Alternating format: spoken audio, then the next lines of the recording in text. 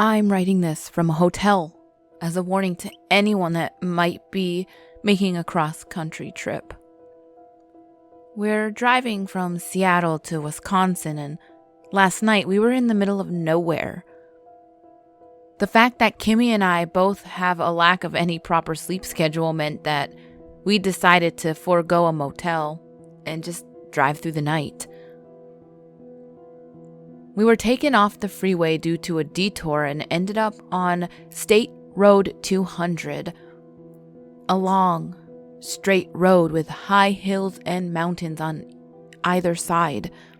It was startlingly dark outside. The moon was only a sliver, and we thought it was odd that there weren't too many stars out. We haven't seen another vehicle in the last 2 hours, and beside our eyes being relatively adjusted to the darkness, the only light we really had was our car's headlights. We'd stopped at what was without question the rapiest 24-hour gas station in the country, and about 15 miles back, when all of a sudden we heard what sounded like a gunshot, followed by our front left tire wobbling off of the rim. I pulled off to the side of the road and we both got out of the car. Me to change the tire and Kimmy to hold the flashlight on her phone for me.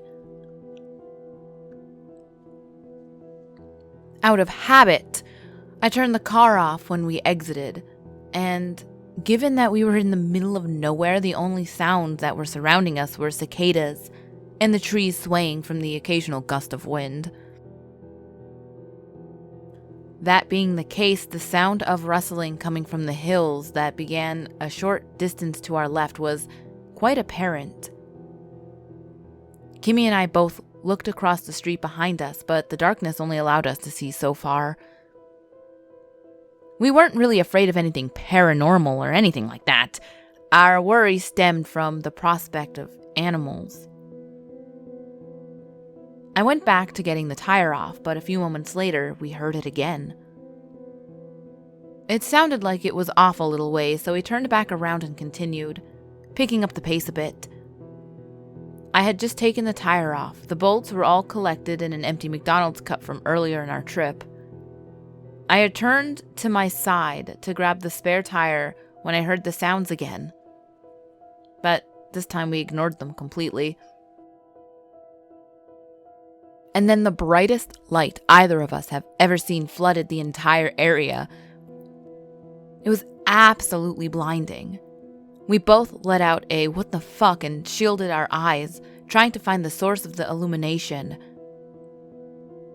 My eyes adjusted just enough to see at least 3 massive flood lamps that were spread across the hills. We were more confused than anything, because the lights weren't really anything to be afraid of. I'm going to illustrate the following image as well as I can. Kimmy must have noticed them first because she whispered, "What is that?" I squinted my eyes and just barely made out several figures descending the hills towards us. They were just silhouettes in the bright light. Just vague shapes of people trudging through the tall grass, all spread out over maybe 25 yards. There was no house, no buildings, no structures from which these figures emerged, at least none that I could see. That's when we heard something behind us. I quick turned around and saw even more figures. Though these ones I was able to get a look at. These figures weren't just silhouettes. They were fully visible in the sea of light. And it was infinitely more horrifying. They were dressed in what I can only describe as traditional hillfolk garb. Torn, filthy flannel, blue jean overalls, one stick thin, the next overweight. But it was their faces.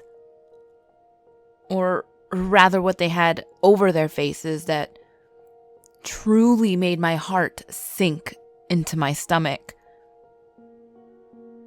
They wore crudely made circular masks that I would guess were made from paper plates. Their faces on that white surface were scribbled on, and each one looked to be expressing a different emotion. I hope you can understand why I didn't sit there and examine them. This entire situation had been going on for about 10 seconds at this point. I told Kimmy to get into the car, opening the driver's side door and all but shoving her in. As she crawled into the passenger seat and started the engine, I maneuvered the spare tire and spun 2 bolts about halfway, as far as they can go before I ran out of time. I yanked the car jack from its spot as hard as I could, dropping the front left of the car to the ground. As the people from our side of the street closed in, I hopped into the car and I put it in drive. Instead of slamming on the gas, as I feel anyone would want to do in this situation, I lurched forward in an attempt to keep the tire on while still going fast enough to escape whatever the intentions of these hill people were. This lasted for maybe 35 yards before the spare tire broke off and the car wasn't going anywhere else. Kimmy and I got out of the car and began sprinting down the road. I looked back and saw the hill people running after us. There must have been at least 15 of them all spread out across the street.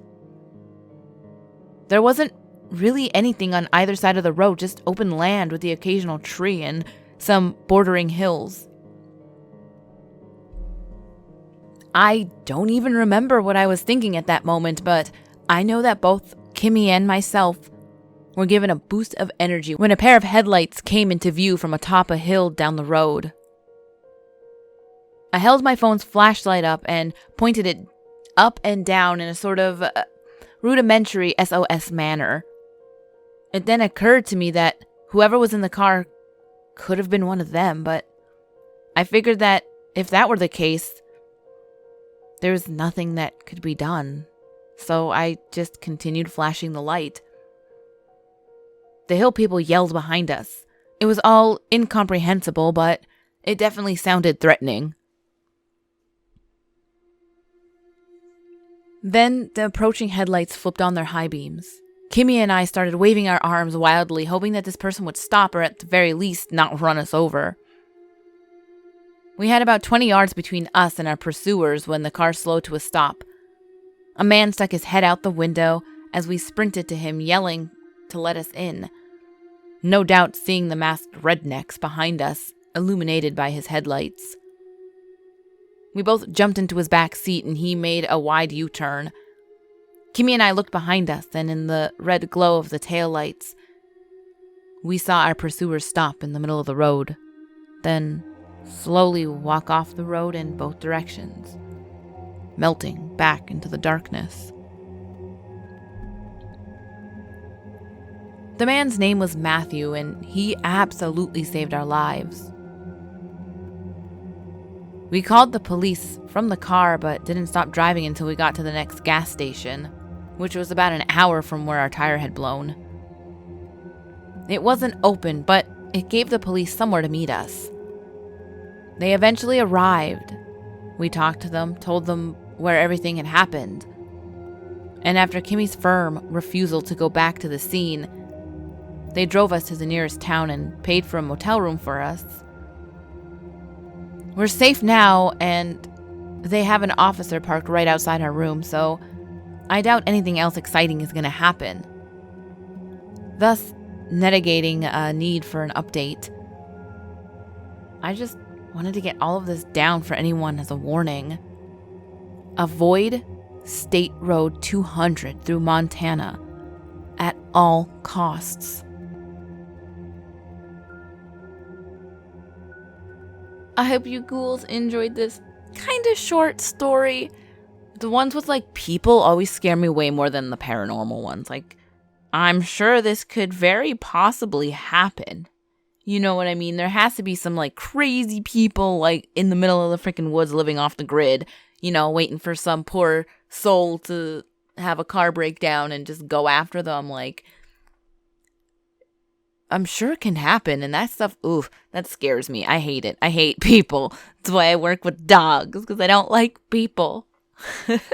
But, as always, ghouls, the last video will be on the top left. The next video will be on the bottom left. All my social medias are on the screen as well as in the description box below. And remember, there's always someone or something watching you.